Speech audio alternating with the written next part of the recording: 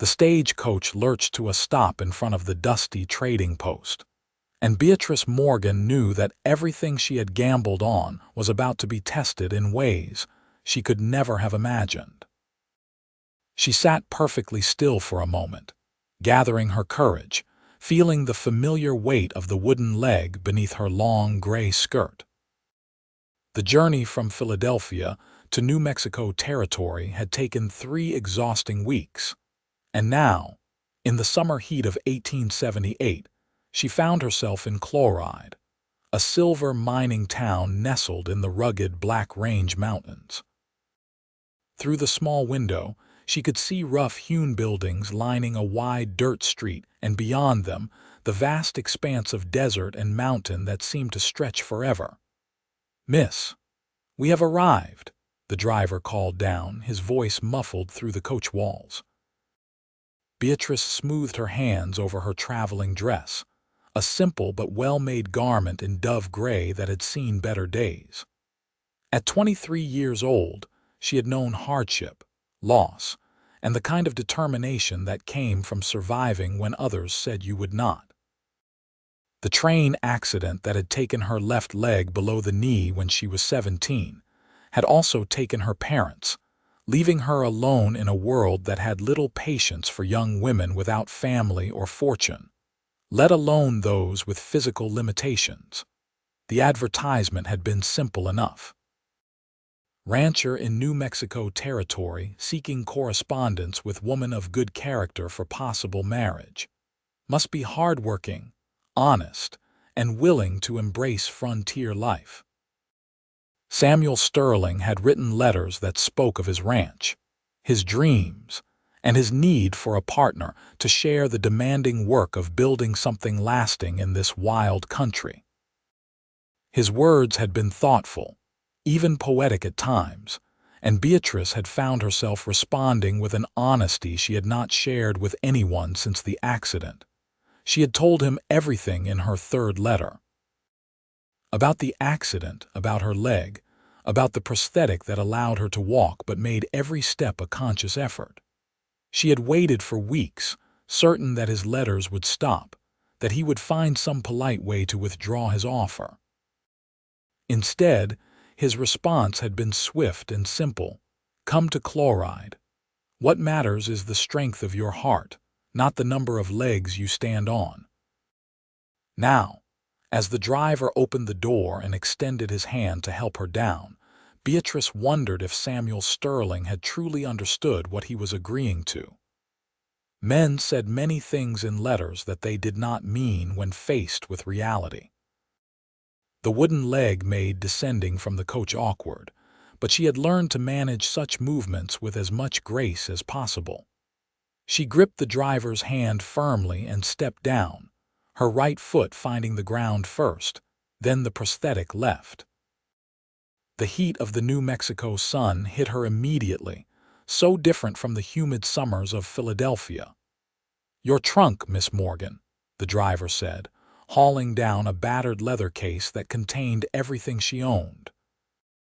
"Thank you," she replied, pressing a coin into his palm despite the tightness of her finances. He tipped his hat and climbed back up to his bench, likely eager to water his horses and find shade. Beatrice stood beside her trunk, surveying the town with growing uncertainty. Samuel had written that he would meet her stage, but she saw no one who seemed to be waiting for anyone in particular. A few rough-looking miners walked past, giving her curious glances. A woman in a faded calico dress swept the porch of what appeared to be a boarding house. Somewhere nearby, the rhythmic clang of a blacksmith's hammer rang out. "Are you Miss Morgan?" She turned to find a young boy of perhaps 12 years standing beside her, his face sun-browned and earnest beneath a too large hat. "I am," she confirmed. "Mr. Sterling sent me to fetch you." "He is at the doctor's office. There was trouble at the ranch this morning, and he asked me to bring you there directly." Beatrice's heart sank. She had barely arrived, and already there were complications. "What kind of trouble?" "One of his hands got bit by a rattlesnake." Mr. Sterling brought him in for treatment. He said he could not leave the man, but he did not want you standing here alone. She nodded, appreciating the consideration even as disappointment settled in her chest. This was not how she had imagined their first meeting. Please, lead the way. The boy hefted her trunk with surprising strength and started down the main street. Beatrice followed, her gait steady but noticeably uneven. The prosthetic leg worked well enough, but walking on unpacked earth was always more challenging than wooden floors or paved streets. She focused on each step, determined not to stumble. The doctor's office was a small adobe building near the end of the street, marked by a simple wooden sign. The boy set her trunk on the covered porch and gestured to the door. "He is inside, miss." "Thank you for your help," Beatrice said, offering him a coin as well. The boy grinned and pocketed it quickly before running back toward the main street. Beatrice took a deep breath, straightened her traveling hat, and pushed open the door. The interior was dim and cooler than outside. She blinked, letting her eyes adjust, and gradually made out a small waiting area with several chairs and a desk. Through an open doorway to the right, she heard voices, low and tense. "The venom has spread considerably. I have done what I can, but the next few hours will tell the tale." This was an older voice, measured and professional. "Marcus has a wife and 3 children. He cannot die because I sent him to check that fence line." The second voice was deeper, rough with emotion and exhaustion. "You did not make that snake bite him, Sterling. These things happen out here." Beatrice moved closer to the doorway, uncertain whether to announce herself or wait. Before she could decide, a tall figure emerged from the room, nearly colliding with her. "I apologize. I did not hear you come in," the man said, and then his eyes met hers. Samuel Sterling was not what she had expected. His letters had revealed an educated mind and a thoughtful soul, and she had perhaps imagined someone more refined, more formal. The man before her was tall and broad-shouldered, with sun-darkened skin and hands that showed the calluses and scars of hard work. His dark hair was slightly too long, curling at his collar, and his face was all strong angles and weathered lines. He wore dusty work clothes and boots that had seen considerable use, but his eyes, a striking gray-blue, held the same intelligence and depth she had sensed in his writing. "Beatrice?" he asked, and the way he said her name with such careful hope made her breath catch. "Yes, Samuel." He nodded, seeming to take her in with one long look that she felt in her bones. She waited for his gaze to drop to her legs, to the slight unevenness of how she stood, but his eyes remained on her face. "I am deeply sorry that your arrival has been met with crisis," he said. "One of my ranch hands was bitten by a rattlesnake early this morning. I brought him here and have been waiting for word on his condition." The boy explained, "I am sorry for your friend's trouble. How is he?" "Holding on. The doctor believes he has a chance if he can survive the next day." Samuel ran a hand through his hair, a gesture of frustration and worry. "This is not at all how I intended to greet you." "Life rarely arranges itself according to our intentions," Beatrice said gently. "Your loyalty to your worker speaks well of you." Something shifted in Samuel's expression, a slight easing of the tension in his shoulders. "Would you like to sit? The chairs here are not comfortable, but you have had a long journey." "I am well enough," she said, though in truth, her leg always ached after extended travel. She had learned long ago not to draw attention to such things. "How far is your ranch from town?" "About an hour's ride by horse, 2 hours by wagon, which is what I brought today, thinking you would have luggage." He glanced toward the front of the office. "Did your trunk arrive?" "It is on the porch." "Good. I will load it once I know Marcus is stable." He gestured to the chairs. "Please sit." "I insist. You have traveled a great distance, and I have no right to add to your fatigue." Beatrice settled into one of the wooden chairs, relieved to take the weight off her leg. Samuel sat across from her, leaning forward with his elbows on his knees, his hat dangling from one hand. "Your journey was without incident?" he asked. "Long but uneventful. The stagecoach driver was competent and the other passengers kept to themselves." "Good. That is good." He fell silent, and Beatrice could see him struggling with what to say next. The reality of their situation hung between them. They were strangers who had agreed to consider marriage based on letters and hope. Now they sat in a doctor's office while a man fought for his life in the next room, and all the careful words they had written to each other seemed inadequate. "Your letters did not do you justice," Samuel said finally, his voice quiet. "You are more beautiful than I imagined." Beatrice felt heat rise in her cheeks. She had not expected such directness, such immediate honesty. "You are kind to say so." "I am not being kind, I am being truthful." He met her eyes. "I want to be truthful with you in all things, Beatrice. That is the only way this arrangement can possibly work." "I agree." "Then I will tell you truly that I am glad you are here, despite the poor circumstances of your welcome. I have thought of little else but your arrival for weeks now." His words, so plainly spoken, touched something deep within her. "I have thought of it constantly as well, with hope and with considerable apprehension." Because of your leg, the bluntness of the question should have offended her, but instead it felt like relief. She had spent years navigating polite society's determination to ignore her disability while simultaneously judging her for it. Samuel's willingness to speak of it directly was startling and strangely liberating. "Yes," she said simply. "May I see it?" Beatrice's heart hammered. They were alone in the waiting area, the doctor still occupied with his patient. Such a request was deeply personal, perhaps even improper, but she understood the necessity of it. Samuel needed to know exactly what he was taking on. She needed to know if he could truly accept what he saw. "Here," she asked, "if you are willing, I will not ask you to show me anything that makes you uncomfortable, but I would like to understand. Your letters explained, but I want to see the reality of your life." Beatrice hesitated only a moment before bending down and lifting the hem of her skirt and petticoat to reveal her left leg. The prosthetic was well made, carved wood and leather straps that fastened around her thigh and the stump of her leg just below the knee. She had long since stopped feeling shame about it, but she had never been quite comfortable with the exposure it required. Samuel looked carefully, his expression serious and focused. Then he did something that surprised her completely. He knelt in front of her chair and reached out, his fingers hovering just above the leather straps. "May I?" he asked. She nodded, unable to speak. His hands were gentle as he examined the prosthetic, tracing the straps, touching the carved wood. "This is excellent craftsmanship," he said. "Does it cause you pain?"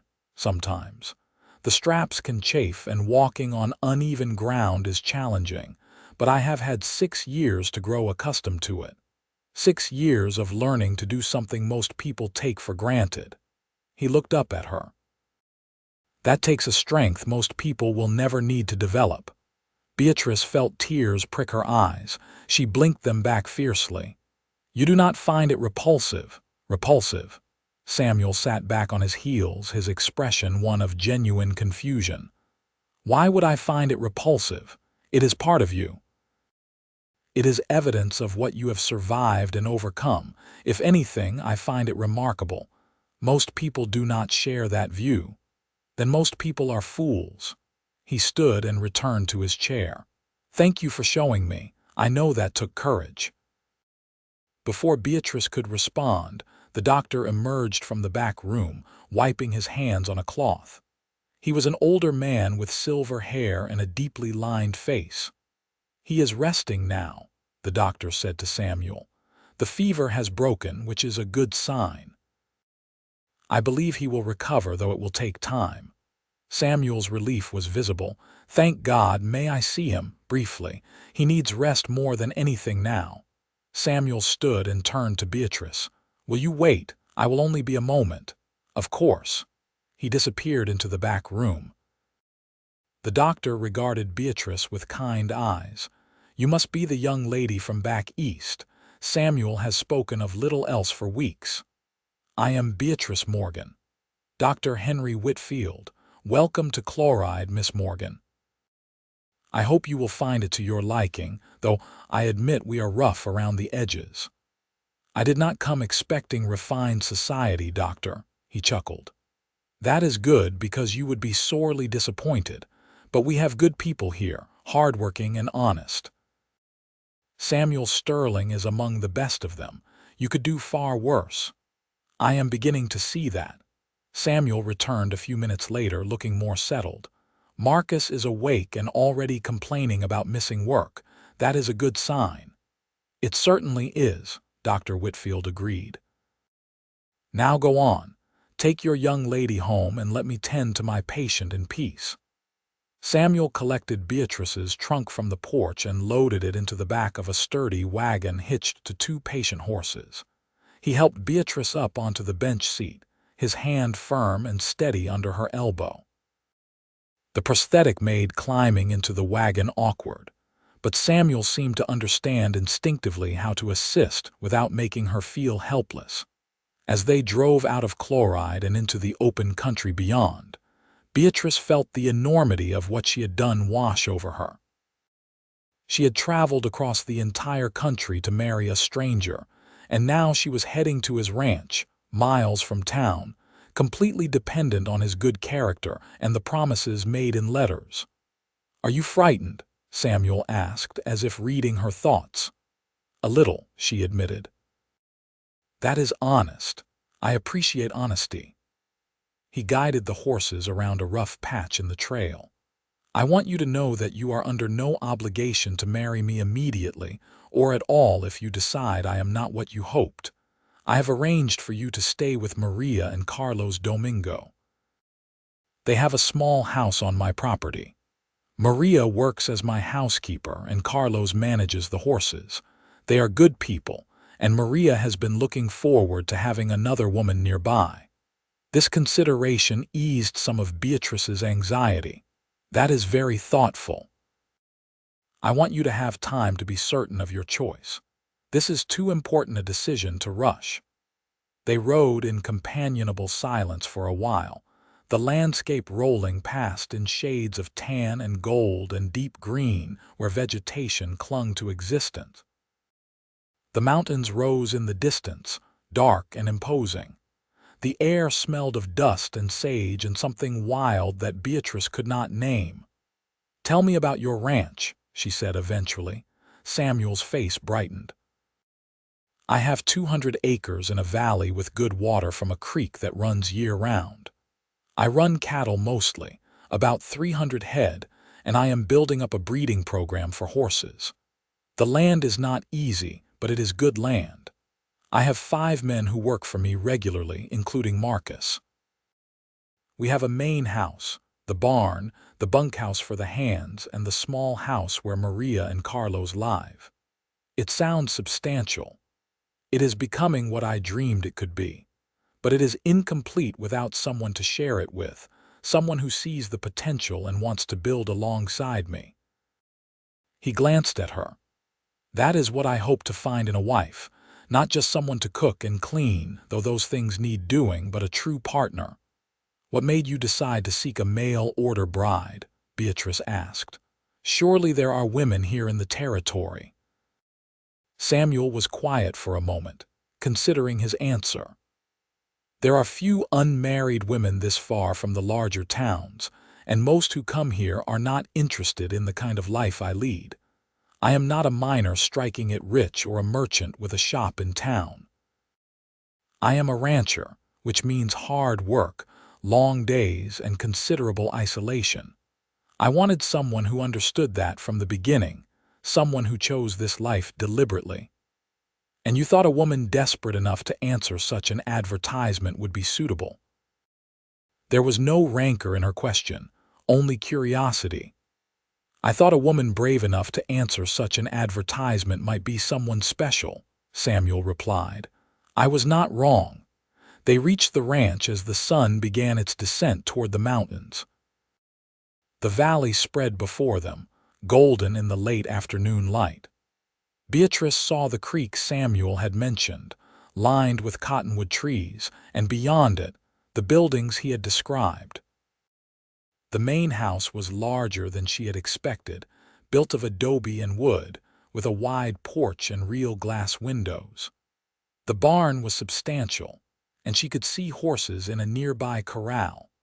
A woman emerged from the main house as they approached, wiping her hands on her apron. She was perhaps 40, with dark hair streaked with gray and a warm, round face. You must be Miss Morgan, the woman called. I am Maria Domingo. Welcome, welcome. Samuel pulled the wagon to a stop near the house and helped Beatrice down. Maria immediately enveloped her in a hug that smelled of bread and herbs. You must be exhausted, Maria said. Come, I will show you where you will stay. Samuel, bring her trunk. Maria led Beatrice to a neat adobe house about 50 yards from the main house. Inside, it was simple but comfortable, with a main room that served as kitchen and living space and 2 small bedrooms. Everything was scrupulously clean, and wildflowers sat in a jar on the rough wooden table. This bedroom is yours, Maria said, opening a door to reveal a small room with a bed covered in a colorful quilt, a dresser, and a washstand with a pitcher and basin. Carlos and I are just across the way. You need anything, you come to us, yes. Thank you, Beatrice said, overwhelmed by the kindness. Samuel set her trunk at the foot of the bed. I will let you rest and settle in, he said. Maria will bring you supper. Tomorrow, when you are recovered from your journey, we can talk more. After they left, Beatrice sat on the bed and allowed herself to simply breathe. She had done it. She had traveled across the country, met the man who might become her husband, and arrived at what might become her home. Samuel Sterling was not what she had expected, but he was perhaps something better. Genuine, kind, and seemingly unconcerned by the thing that had defined her life for the past 6 years. She unbuckled the straps of her prosthetic and removed it, massaging the stump of her leg where the straps had rubbed during the long day of travel. The relief was immediate and profound. She lay back on the bed, staring at the wooden ceiling beams, and for the first time in years, allowed herself to hope that perhaps, just perhaps, she might find happiness here. The next morning, Beatrice woke to the sound of roosters and the low of cattle in the distance. Sunlight streamed through the small window, and for a moment she could not remember where she was. Then it all came back. New Mexico, the ranch, Samuel. She rose and dressed carefully, strapping on her prosthetic and choosing a simple work dress in blue calico. Maria had left a pitcher of fresh water on the washstand, and Beatrice used it to clean her face and hands before venturing out. The ranch was already busy with activity. She saw men moving between the barn and corrals, heard the ring of metal on metal from what must be a smithy. The air was crisp and cool, though she knew it would warm quickly. Good morning. Maria appeared from the direction of the main house, carrying a basket. I brought you breakfast. Come, sit on the porch and eat. The basket contained fresh bread, butter, jam, and hard-boiled eggs. Beatrice had not realized how hungry she was until she smelled the food. Did you sleep well? Maria asked, settling onto the porch step beside her. Very well, thank you. This is all so generous. Bah, it is nothing. Samuel, he has been nervous like a boy before his first dance. He wants everything to be perfect for you. Beatrice smiled at the image. He seems like a good man. The best. He came here 5 years ago with nothing but determination and a small stake of money he had saved. He worked other people's ranches, learned everything he could, and then bought this land when it became available. Everything you see, he built with his own hands and the help of good men he treats fairly. He deserves happiness." "What happened to his family?" Beatrice asked. He mentioned them only briefly in his letters. Maria's expression grew sad. "His parents died of cholera when he was 16. He had a younger sister, but she died too. He was alone after that, moving from place to place, working where he could. That is why he wants to build something lasting here, I think. He wants to create what he lost." Beatrice's heart ached for the boy Samuel had been, alone and grieving. She understood loss, understood the drive to create meaning from tragedy. "Miss Morgan," a man's voice called from nearby. Beatrice looked up to see Samuel approaching, his hat in his hands. In the morning light, she could see that his eyes were rimmed with fatigue, but his expression was hopeful. "Good morning," she said. "Good morning. I hope you slept well." "Very well, thank you." He shifted his weight, suddenly seeming uncertain. "I wondered if you might like to see the ranch this morning if you are feeling up to it. We could walk, or I could hitch the wagon if that would be easier." Beatrice considered. Walking would be difficult on the uneven ground, but she did not want to appear helpless. "Walking would be fine as long as we take it slowly." "Of course, whenever you are ready." She finished her breakfast and stood, brushing crumbs from her skirt. Samuel fell into step beside her, matching his long stride to her slower, more careful pace. He did not offer his arm immediately, but when the ground became rougher, he extended it naturally, and she took it with gratitude. "The main house is where I live," he said, gesturing to the adobe structure.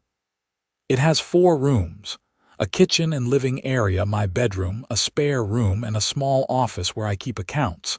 It is simple but solid." They walked past the house to the barn, a large structure that smelled of hay and horses.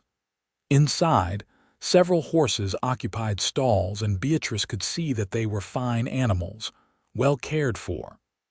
"This is what I want to build," Samuel said, his voice taking on a note of passion. "Not just cattle, but horses. Strong horses, smart horses, the kind that can work all day and still have spirit. There is always a market for good horses." "They are beautiful," Beatrice said, watching a mare nose at Samuel's pocket, clearly hoping for treats. He produced an apple slice and fed it to her with obvious affection. "This is Sage. She is my best breeding mare. She is smart as they come and has a temperament like silk. Her foals command top prices." They continued the tour, visiting the corrals where young horses were being trained, the bunkhouse where the ranch hands lived, and the various outbuildings. Throughout it all, Samuel explained his vision, his plans for expansion, the challenges of water and weather and market prices. Beatrice found herself drawn in by his enthusiasm, his clear love for what he was building. "What do you think?" he asked finally, as they stood by the creek in the shade of the cottonwoods. "Can you see yourself here?" Beatrice looked around at the valley, the mountains beyond. The ranch spread out before them. It was so different from Philadelphia, so much wilder and more uncertain. But there was also a freedom here, a possibility that she had never felt in the city where everyone knew her story and saw only her limitation. "I think I can," she said slowly. "But I need to know something, Samuel. You have been nothing but kind about my leg, but I need to understand what you truly expect from me. What kind of wife are you looking for?" Samuel turned to face her fully, his gray-blue eyes serious. "I am looking for someone who will work beside me, who will share in the decisions and the labor of building this ranch. I am looking for someone to talk to at the end of the day, someone whose thoughts and opinions I value. I am looking for a partner, Beatrice, in every sense of the word. Yes, I hope for children someday if we are blessed with them, and yes, I need someone who can manage a household. But most of all, I need someone who wants to be here, who chooses this life and chooses me. And my leg, You do not think it will prevent me from doing those things. I think you have been doing difficult things for 6 years. I think you are stronger than most people I know. Will there be challenges? Yes, but there are challenges for everyone. We will face them together. The sincerity in his voice, in his eyes, pierced through the armor Beatrice had built around her heart. You said something in your letter that I have thought about constantly, she said quietly. You wrote that you would tell me I would never walk alone again. Samuel nodded. I meant it. Whatever comes, whatever difficulties we face, you will not face them alone. I will be beside you, helping you, supporting you, just as I hope you will do for me. Beatrice felt something break open inside her, some locked place that had held nothing but fear and doubt. Then yes, she said. Yes, I can see myself here, with you. The smile that spread across Samuel's face transformed him. He looked younger, lighter, and impossibly happy. Truly, truly. He took her hand, his calloused palm warm against hers. Then you will marry me. We can take our time, get to know each other better first, but you will consider it seriously. I will do more than consider it. I will say yes, Samuel Sterling. I will marry you. He laughed, a sound of pure joy, and then, almost shyly, he leaned down and kissed her cheek. It was the barest brush of his lips, respectful and sweet, but it sent warmth flooding through Beatrice's entire body. I will try every day to make you happy, he said. That is my promise to you, and I will do the same.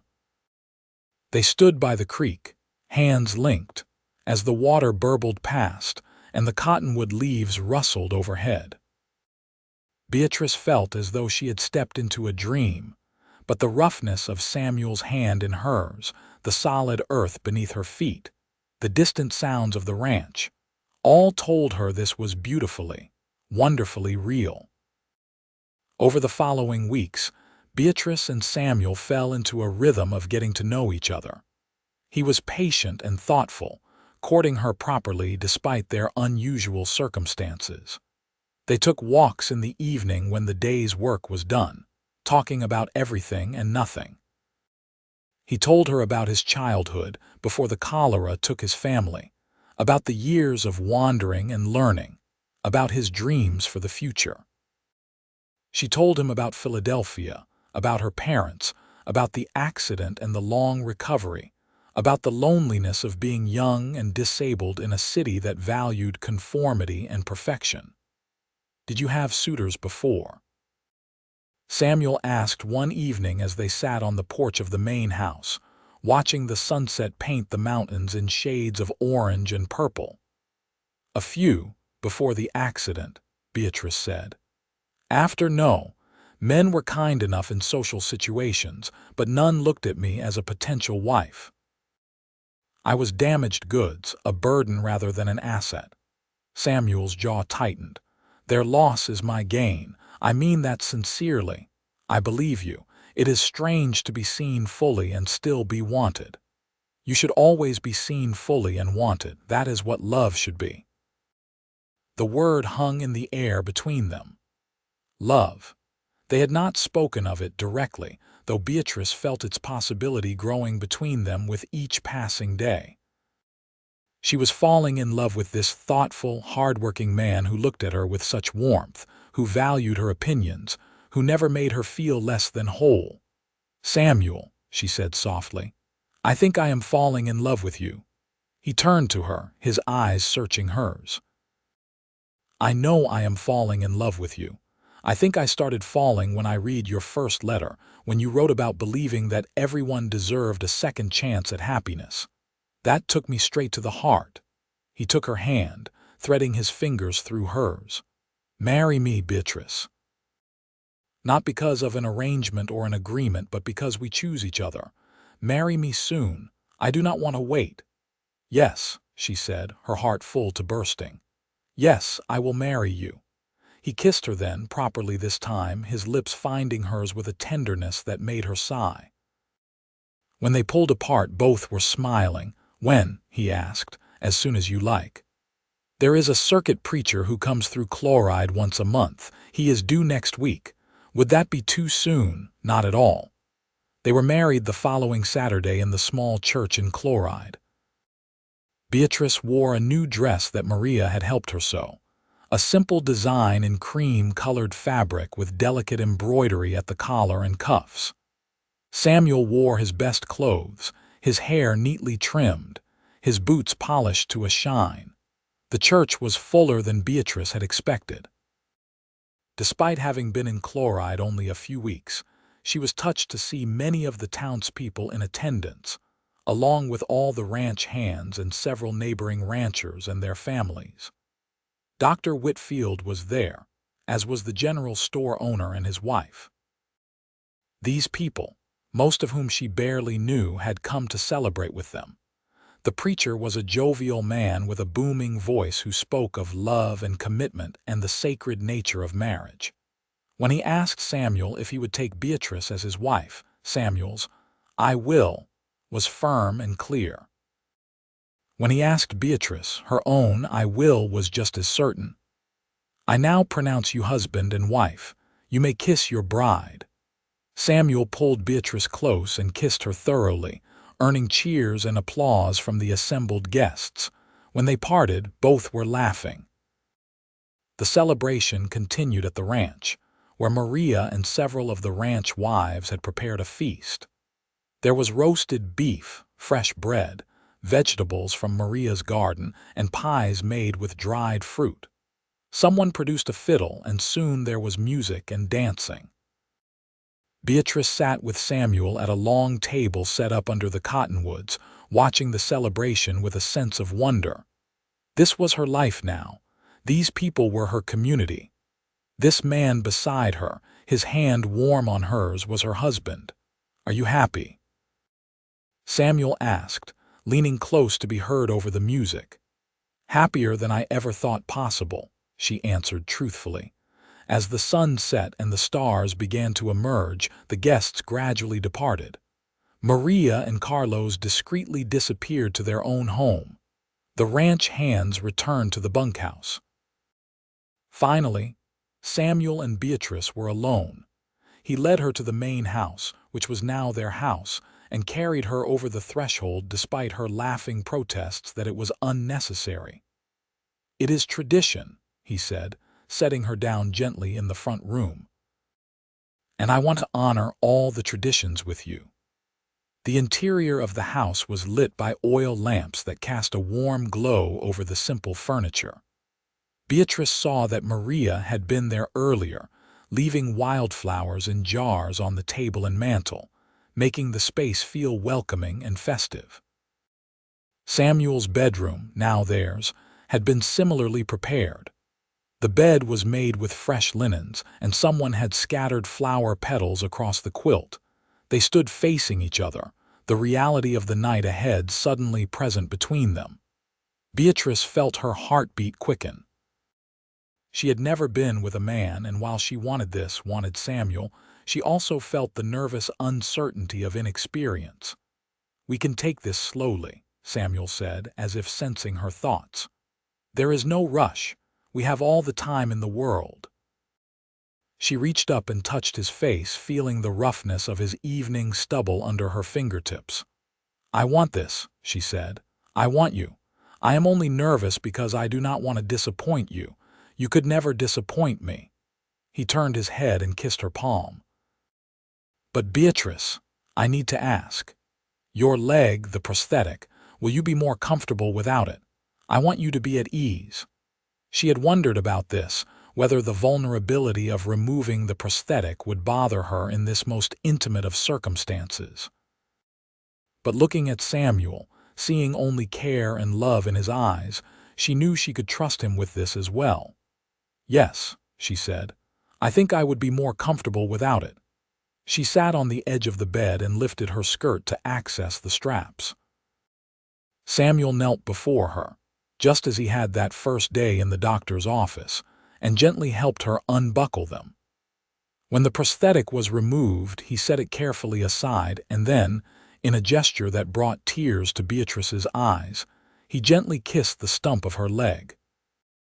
"Every part of you is beautiful to me," he said simply. What followed was tender and sweet. Two people learning each other, discovering the ways their bodies fit together, the sounds and touches that brought pleasure.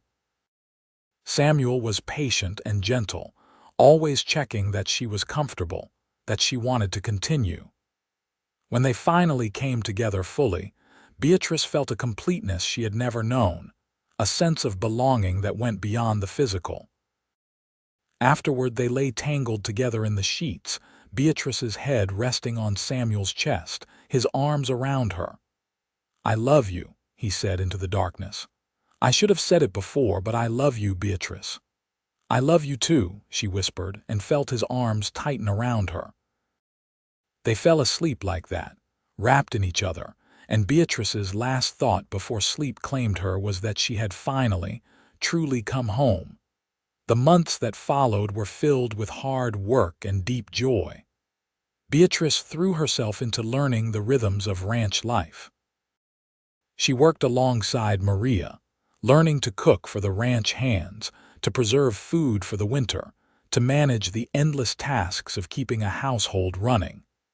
But she also insisted on learning the ranch work itself.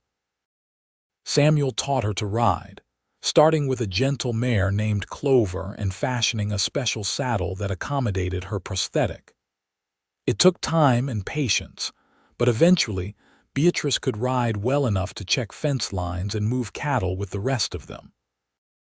The ranch hands, initially uncertain about having a woman, especially one with a disability, working alongside them, quickly came to respect her. She was unafraid of hard work, quick to learn, and had a calm way with the horses that was invaluable. "You are a natural," Samuel told her one day as they rode back from checking a water source. "I knew you would be good at this, but you have exceeded my expectations." "I had a good teacher," she said, smiling at him. Their love deepened with each passing season. They were true partners, discussing every aspect of the ranch, making decisions together, working side by side. In the evenings, they would sit on the porch and talk, or read aloud to each other from the books Samuel ordered from back east. Sometimes they would simply sit in companionable silence, watching the stars emerge in the vast New Mexico sky. In the spring of 1879, Beatrice discovered she was pregnant. The realization filled her with equal parts joy and terror. She had not allowed herself to hope for children, uncertain whether her body, already different from others, would be capable of carrying a child. Samuel was overjoyed when she told him. "A baby," he kept saying, wonder in his voice. "We are going to have a baby. Are you not worried?" Beatrice asked, "What if something goes wrong? What if I cannot manage with the child in my leg?" "Then we will figure it out together," Samuel said firmly. "That is what we do, Beatrice. We face challenges together. You are not alone in this." Dr. Whitfield was cautiously optimistic. "I see no reason why you cannot carry and deliver a healthy child," he told her. "The leg has no bearing on your reproductive system. You are young and otherwise healthy, but we will monitor you closely." As her pregnancy progressed, Beatrice had to adjust to the changes in her body and how they affected her balance and mobility. The added weight in front made walking with the prosthetic more challenging, and eventually, she had to limit her riding and heavier ranch work. This frustrated her, but Samuel was endlessly patient. "You are growing our child," he would say when she expressed frustration at her limitations. "That is the most important work there is right now." Maria was a constant source of support and wisdom, having raised 4 children of her own. She taught Beatrice about what to expect, how to prepare, and perhaps most importantly, assured her that she would be a wonderful mother. In late autumn, as the cottonwood leaves turned gold and the air grew crisp, Beatrice went into labor. It was long and difficult, and there were moments when Dr. Whitfield's expression grew concerned, but Beatrice was strong and determined. Samuel stayed by her side throughout, holding her hand, whispering encouragement, never leaving even when the doctor suggested he might prefer to wait elsewhere. Finally, after a day and a night of labor, their son was born. He was small but healthy, with a powerful cry and a full head of dark hair. When Dr. Whitfield placed the baby in Beatrice's arms, she looked down at his tiny, scrunched face and felt a love so fierce it took her breath away. "Hello, little one," she whispered. "Hello, my son." Samuel sat beside her on the bed, his arm around her shoulders, looking at their child with awe. "He is perfect," he said, his voice thick with emotion. "Thank you, Beatrice. Thank you for this gift." They named him Thomas after Beatrice's father. Thomas Sterling grew quickly, a healthy, happy baby who filled the house with noise and life. Beatrice discovered that managing an infant with her prosthetic presented challenges, but, as Samuel had promised, they figured it out together. She learned to prop Thomas on her hip in a certain way, to move carefully but confidently. Samuel was an involved father from the beginning, changing diapers, walking the floor with a crying baby, giving Beatrice breaks when she needed them. The ranch prospered. Samuel's breeding program began to pay off, with buyers coming from as far as Santa Fe to purchase his horses. They were able to hire additional hands and make improvements to the property. But more than the material success, the ranch became a real home, filled with love and laughter. When Thomas was 2 years old, Beatrice became pregnant again. This time the pregnancy was easier, perhaps because she knew what to expect, and the delivery, while still challenging, was shorter. Their second son, whom they named Michael after Samuel's father, arrived in the spring of 1882, another healthy boy with his mother's dark eyes and his father's strong build. "2 sons," Samuel said, holding Michael while Thomas clung to his leg. "We are truly blessed." The years passed in a rhythm of seasons and work and family. Thomas and Michael grew into sturdy boys who loved the ranch and followed their father everywhere. Beatrice had worried about how her sons would view her disability, but they knew no different. To them, their mother was simply their mother, strong and capable, if a bit different from other mothers. They learned early on to be considerate of her limitations without making her feel limited. In 1885, Beatrice was surprised to find herself pregnant again at 30 years old. This pregnancy was more difficult, and Dr. Whitfield, now quite elderly, insisted she rest more than she had with the boys. "You are not as young as you were, and 3 pregnancies take a toll on any body," he told her sternly. "You must take care."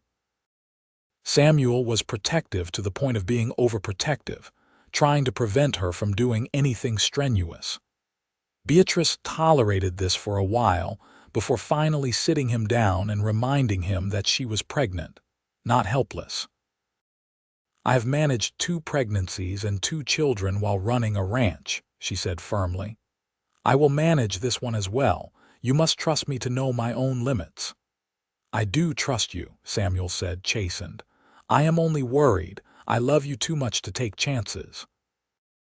"I love you too, but I need you to be my partner, not my warden." He laughed and pulled her close. "You are right, as usual. I will try to worry less." In the autumn of 1885, their daughter was born. She was tiny and fierce, announcing her presence with lusty cries that made her brothers laugh. They named her Sarah, and she had her father's gray-blue eyes and her mother's determination. With 3 children, the ranch house felt full and alive in a way Beatrice had never imagined when she first arrived 7 years earlier. Thomas, now 6, was already eager to help with ranch work. Michael, at 3, followed his older brother everywhere. And Sarah, the baby, ruled the household with her imperious infant demands. Beatrice often thought back to the frightened young woman who had stepped off the stagecoach in Chloride, uncertain of her future, convinced that her disability made her unworthy of love or family. That woman felt like a stranger now. In her place was someone stronger, more confident, more complete. One evening, when the children were asleep and she and Samuel sat on the porch watching the stars, she shared these thoughts with him. "I was so afraid," she said. "When I came here, I was so afraid that you would see my leg and decide I was not worth the trouble, that you would be kind but ultimately unable to accept me as I am." Samuel took her hand, his thumb tracing circles on her palm. "I saw your leg on that first day, and I saw you. I saw your strength, your courage, your beauty. I saw someone who had faced tremendous difficulty and not only survived but thrived. I fell in love with all of you, Beatrice, not despite your leg but including it. It is part of your story, part of what made you the remarkable woman you are." "You told me I would never walk alone again," she said softly. "You have kept that promise every day." "And you have kept yours," he replied. "To be my partner, to build this life with me. Look at what we have created together." He gestured to the ranch spread out before them, peaceful in the twilight. "None of this would mean anything without you." They sat in comfortable silence for a while, listening to the sounds of the night, the distant lowing of cattle, the whisper of the cottonwood leaves. "Do you ever regret answering my advertisement?" Samuel asked. "Do you ever wish you had stayed in Philadelphia?" "Never," Beatrice said firmly. "Not for a single moment. Coming here, finding you, building this life, it is the best thing I have ever done. This is where I belong." Samuel lifted her hand to his lips and kissed it gently. "I am the luckiest man in the world." "We are both lucky," she corrected. "We found each other when we both needed finding." As the years continued to pass, the Sterling family became a fixture in Chloride and the surrounding ranching community. Samuel's reputation as a fair employer and skilled horseman grew, and Beatrice became known for her kindness and competence. She was often called upon to help other families in times of need, offering advice to new mothers, helping to nurse the sick, and providing a sympathetic ear to those facing difficulties. The ranch expanded gradually. They purchased an adjacent property in 1888, increasing their acreage and water rights. The breeding program became the primary focus, with cattle taking a secondary role. Thomas showed a natural aptitude for training horses, and Samuel began teaching him the finer points of the work. Michael was more interested in the cattle, spending hours watching them, learning their patterns and behaviors. Little Sarah, as she grew, revealed herself to be fearless, climbing everything, demanding to be taken on rides and generally keeping everyone on their toes. In 1890, Marcus, the ranch hand who had been bitten by the rattlesnake the day Beatrice arrived, decided to retire. His brush with death had shaken him, and he wanted to spend more time with his family. Before he left, he sought out Beatrice. "I never properly thanked you, madam," he said, hat in hand. "That day you arrived, when I was laid up in the doctor's office, Samuel could have left me there to check on you. But he stayed until he knew I would be all right. He told me later that you encouraged him to stay, that you understood his loyalty to his men. That meant a lot, madam. Not many women would have been so understanding on their first day." Beatrice was touched. "You are a valued member of this ranch, Marcus. Of course, Samuel stayed with you. I am glad you recovered. I have worked for a lot of men over the years," Marcus continued. "Samuel Sterling is the best of them, and I suspect you have a lot to do with that. You have made him happy, madam, and a happy man is a good boss. Thank you for that." After Marcus left, Beatrice shared the conversation with Samuel. "He is right," Samuel said. "You have made me happy, Beatrice, happier than I ever thought I could be." "You have done the same for me," she replied. "We have made each other happy." The turn of the century brought changes to the territory. New Mexico was modernizing, with railroads expanding access to markets and new technologies making their way west. In 1898, when the Spanish-American War broke out, several young men from Chloride enlisted, including two of their ranch hands. The war was distant and brief, but it brought the outside world closer to their isolated valley. Thomas, now 19, was eager to enlist as well, but Samuel asked him to wait to finish learning the business first. "There will always be wars," Samuel told his son. "But there is only one chance to learn this ranch, to understand the work your mother and I have built. Stay, learn, and then, if you still feel the call, you can go with my blessing." Thomas stayed, and the war ended before he had to make the choice again. He threw himself into the horse breeding work with renewed focus, and Beatrice and Samuel began to see that the ranch would have a capable successor when the time came. Michael, at 16, was quieter than his brother, but no less capable. He had a gift for understanding animals, for reading their moods and needs. He also had a gift for numbers and began helping Beatrice with the ranch accounts. Sarah, at 12, was growing into a beautiful and willful young woman. She had her mother's determination and her father's stubbornness, which led to frequent clashes but also ensured she could hold her own in a household of strong personalities. She announced her intention to become a veterinarian one day, which surprised no one who knew her. "Women can be veterinarians," she insisted when Michael teased her about it. "Mother runs this ranch as much as father does. I can do what I set my mind to." Beatrice smiled at her daughter's fierce independence, seeing in her a freedom that Beatrice herself had fought hard to achieve. Sarah had grown up watching her mother work alongside her father, making decisions, managing the business, and being treated as a full partner. She expected nothing less for herself. In 1902, Beatrice turned 47. Her hair was streaked with gray, and she had lines around her eyes from years of sun and laughter. The prosthetic had been replaced twice over the years as technology improved and her needs changed. She moved a bit more slowly than she once had, but she was still strong and capable. Samuel, at 49, had gray in his hair and beard, but he was still the strong, capable man she had fallen in love with. They had weathered droughts and cold winters, market crashes and personal losses. They had buried friends and welcomed new ones. Through it all, they had remained partners, lovers, best friends. One evening, as they sat on the porch as they had countless times before, Beatrice reflected on the 24 years since she had arrived in Chloride. "You remember the day we met?" she asked Samuel. "At the doctor's office, with poor Marcus fighting for his life." "I remember every detail," Samuel said. "I remember being terrified that you would take one look at me and regret your decision.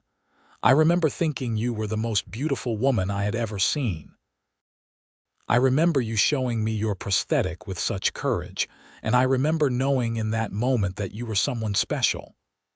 "I was so frightened," Beatrice admitted. "Not of you, but of hoping.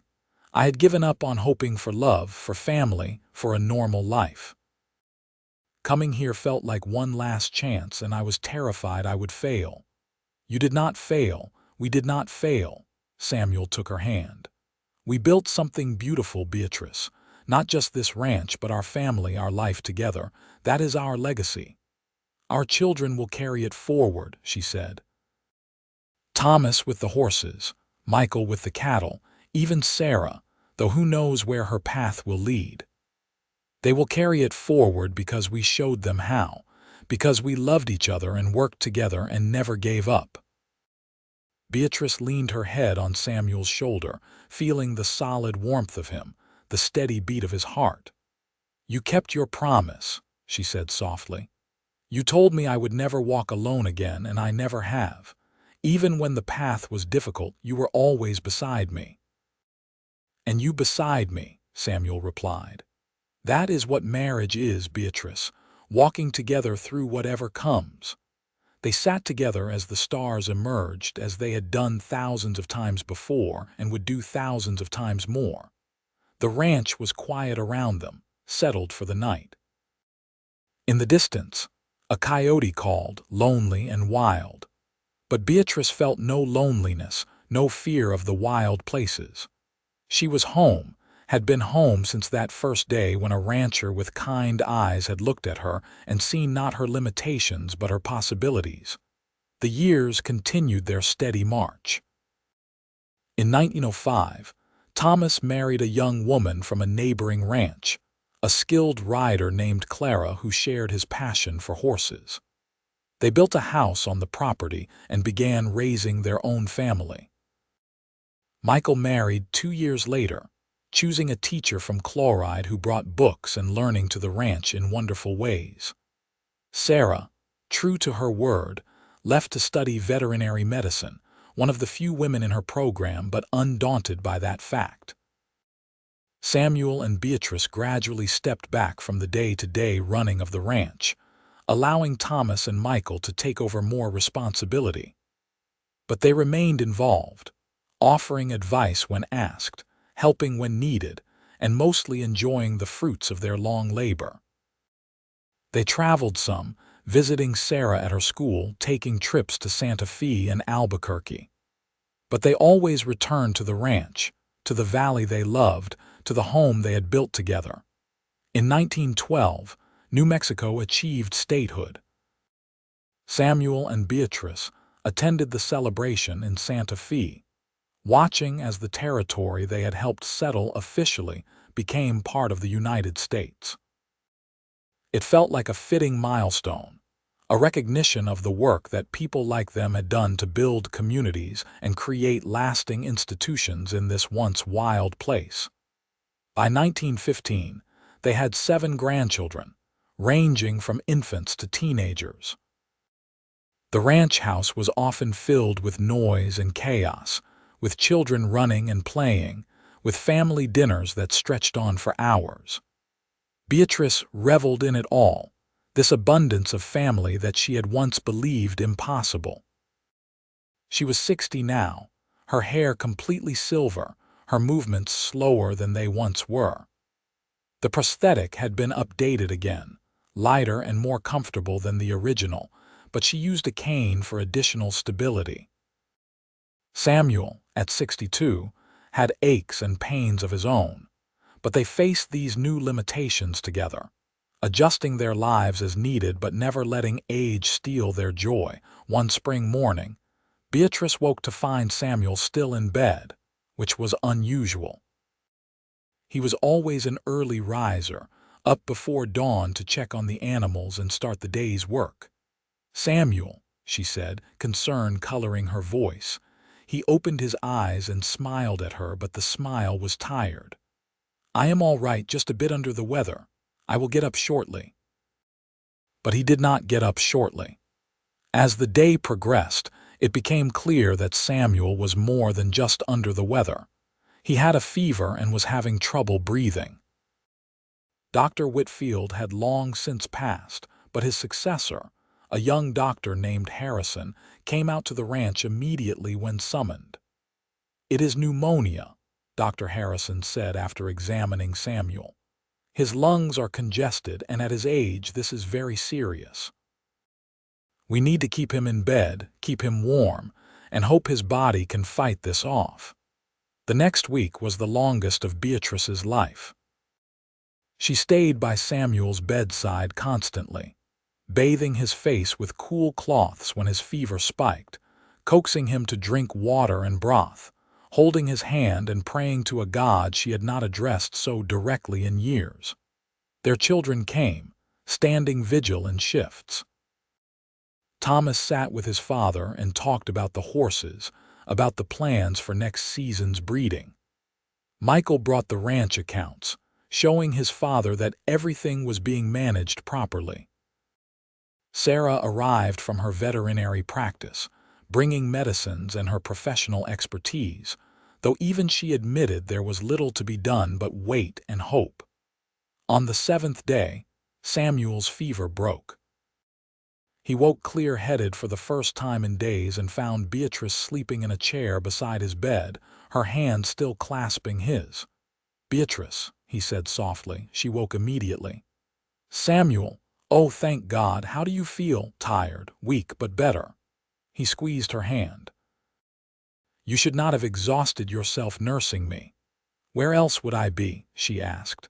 "Did you think I would leave you to walk through this alone?" He smiled, recognizing his own words from so long ago. "Never alone. That was my promise." "It goes both ways," she said firmly. "We walk together, Samuel Sterling. Always." He recovered slowly but surely. By summer he was back to his normal routine, though perhaps moving a bit more carefully, resting a bit more frequently. The illness had reminded them both that their time was not infinite, that the years they had together were precious and finite. They made the most of every day. They spent mornings on the porch, drinking coffee and watching the ranch wake up. They took slow rides together in the evenings, Beatrice on her gentle mare, Samuel on his favorite gelding, moving through the valley they loved. They played with their grandchildren, told stories of the old days, and held each other close at night, grateful for another day together. In 1920, they celebrated their 42nd wedding anniversary. The family gathered for a huge party, with food and music and dancing. Someone had brought a camera, and they took photographs of the entire extended Sterling clan, dozens of people now, all descended from or connected to Samuel and Beatrice. Looking at the photograph later, Beatrice marveled at what they had created. Not just children and grandchildren, but a legacy of love and partnership, of facing challenges together, of building something lasting. "We did well," Samuel said, looking at the photograph with her. "We did better than well," Beatrice replied. "We did beautifully." The 1920s brought changes to New Mexico and to the ranch. The automobile became common, though Samuel insisted horses were still more reliable for ranch work. Electricity came to chloride, and eventually they had it run to the ranch. Modern conveniences made life easier in many ways, though Beatrice sometimes missed the simplicity of earlier years. But through all the changes, the core of their life remained the same. They loved each other, supported each other, walked together through whatever came. Age slowed them both, but it did not diminish their partnership or their joy in each other. In the summer of 1925, as they sat on the porch watching their great-grandchildren play in the yard, Samuel turned to Beatrice and said, "You know what my greatest achievement is? The ranch." She guessed. "The horse breeding program." "No, my greatest achievement is convincing you to take a chance on me 47 years ago. Everything good in my life came from that. You are my greatest achievement, Beatrice Sterling." She felt tears prick her eyes. "And you are mine. You saw me, truly saw me, and you loved me anyway. You gave me everything I thought I could never have. A home, a family, a purpose, and a love that has sustained me through everything." "We gave each other those things," Samuel corrected gently. "That is what love does. It sees clearly and loves completely." That evening, they made love for what would be the last time, moving together with the ease and knowledge of decades of intimacy.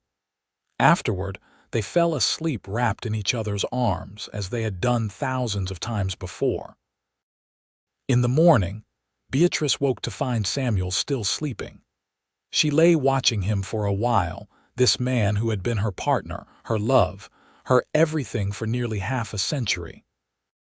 His face in sleep was peaceful, the lines of age smoothed out, and she could see echoes of the younger man he had been when they met.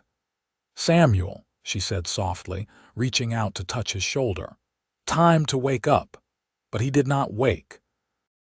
Sometime in the night, peacefully and without pain, Samuel Sterling had passed from this life to whatever came next. The grief was crushing, despite their many years together, despite knowing that this day would eventually come. Beatrice held his cooling hand and wept, feeling as though part of herself had been torn away. For 47 years they had walked together. Now, for the first time since that day in Chloride, she was alone. The funeral was enormous, drawing people from across New Mexico. Samuel had touched many lives, built many relationships, and earned deep respect. Person after person came to Beatrice to share stories of Samuel's kindness, his fairness, his wisdom. It was a comfort, knowing that others had seen and valued the man she loved. Her children and grandchildren gathered around her, offering support and love. But in the quiet moments, alone in the house that had been theirs, Beatrice felt lost. How did one learn to walk alone after walking together for so long? She considered his words from that first day. "You will never walk alone again." He had kept that promise for 47 years. But now he was gone, and she had to find a way forward without him. Slowly, painfully, she did. She found that while Samuel was gone physically, he remained with her in countless ways. In the ranch he had built, in the children they had raised, in the values they had shared and passed on. When she sat on the porch in the evenings, she felt his presence beside her. When she rode through the valley, she heard his voice commenting on the horses or the weather or the beauty of the land. When she held her great-grandchildren, she saw his eyes looking back at her. She realized in her grief that Samuel had kept his promise even in death. She was not walking alone. He walked with her still, in memory and legacy, in love that transcended physical presence. And she walked with their children, who checked on her daily, who needed her wisdom and presence. She walked with her grandchildren and great-grandchildren, who filled her days with noise and joy. The ranch continued under Thomas and Michael's capable management. Sarah, now a successful veterinarian, returned often to visit. The Sterling name remained synonymous with quality horses and honest dealing throughout New Mexico. Beatrice lived for 5 more years after Samuel's death, years filled with family and purpose. She helped raise grandchildren, taught the great-grandchildren to bake bread, and shared stories of the old days, of how she and Samuel had built the ranch from almost nothing. She spoke often of their first meeting, of his promise that she would never walk alone, of how he had kept that promise every single day. "That is what love is," she would tell anyone who would listen. "Love is walking together through all of life's terrain, the smooth and the rocky, the uphill and the down. Love is partnership and seeing each other fully and choosing each other anyway." In the spring of 1930, at 75 years old, Beatrice passed away peacefully in her sleep, in the bed she had shared with Samuel for so many years. Her children found her in the morning, a slight smile on her face, as if she had seen something wonderful. They buried her beside Samuel in the small cemetery outside Chloride, beneath the vast New Mexico sky they had both loved. The headstone read, "Beatrice Sterling, beloved wife, mother, and partner.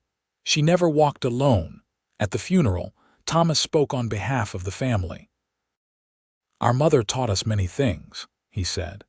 "She taught us that limitations are often just challenges waiting to be overcome. She taught us that true partnership means walking together through everything life brings. She taught us that love sees clearly and loves completely. But most of all, she taught us, by her example, that a life built on love and shared purpose is a life worth living." The Sterling Ranch continued to thrive for generations, each new generation learning the stories of Samuel and Beatrice, of how a rancher and a mail-order bride with one leg had found each other against all odds and built something beautiful. Their story became legend in Chloride, a testament to the power of love to transcend circumstances, to the strength found in partnership, and to the truth that no one who loves and is loved truly walks alone. The ranch that Samuel and Beatrice built together still stands today, now run by their great-great-grandchildren, still breeding fine horses, still holding to the values of hard work, honesty, and treating people fairly that were established over a century and a half ago. Visitors to the ranch can still see the original adobe house, preserved and maintained, where two people who found each other through letters and faith built a love that lasted a lifetime and a legacy that endures still. In the ranch office, framed on the wall, hangs a photograph from that anniversary party in 1920. In it, Samuel and Beatrice sit surrounded by their children, grandchildren, and the beginning of the next generation. Samuel's hand rests on Beatrice's shoulder, and she is looking up at him with such love and joy that it radiates from the faded photograph. Beneath it, a small plaque reads, "Then you will never walk alone again. Promise kept, 1878-1925. And indeed, it was a promise kept, not just for those 47 years, but for all the years that followed, in the children who remembered, in the grandchildren who learned, in the great and great-great-grandchildren who continue the work. Samuel and Beatrice still walk together through the ranch they built, through the family they created, through the love they shared and passed on. They never walk alone, not in life and not in memory, because true love, true partnership, endures beyond death, beyond time, forever present in the lives it touched and the legacy it created. The story of the mail-order bride with one leg and the rancher who promised she would never walk alone again became more than just a family story. It became a testament to what is possible when two people choose to see each other fully, love completely, and walk through life as true partners. It stands as proof that disability does not diminish worth, that love can transcend circumstance, and that the strongest foundations are built not on perfection but on acceptance, partnership, and unwavering commitment to walk together through whatever comes. In Chloride, New Mexico, where the story began in the hot summer of 1878, old-timers still tell the tale to newcomers. They speak of Samuel Sterling's promise and how he kept it, of Beatrice's courage in traveling across a continent to start a new life, and of the love that grew between two people who needed each other in ways neither could have anticipated. They speak of it as a love story, yes, but more than that, as a story of what it means to truly see another person, to truly share a life, to truly walk together through all seasons until the very end and beyond. And so the story ends not with death but with legacy, not with separation but with eternal connection, not with walking alone but with the enduring truth that love, real and deep and true, ensures that we never truly walk alone. The mail-order bride with one leg found her place, her home, her partner, and her purpose in the wild beauty of New Mexico territory. The rancher found his missing piece, his true partner, his great love. Together, they walked through 47 years of joy and challenge, building something that endures long after they are gone. They kept their promises to each other, and in doing so, created a legacy of love that continues to inspire generations later. Their walk together may have begun with uncertainty and ended with death, but the truth of their love, the power of their partnership, and the promise that was kept ensures that they walk together still, and will forevermore.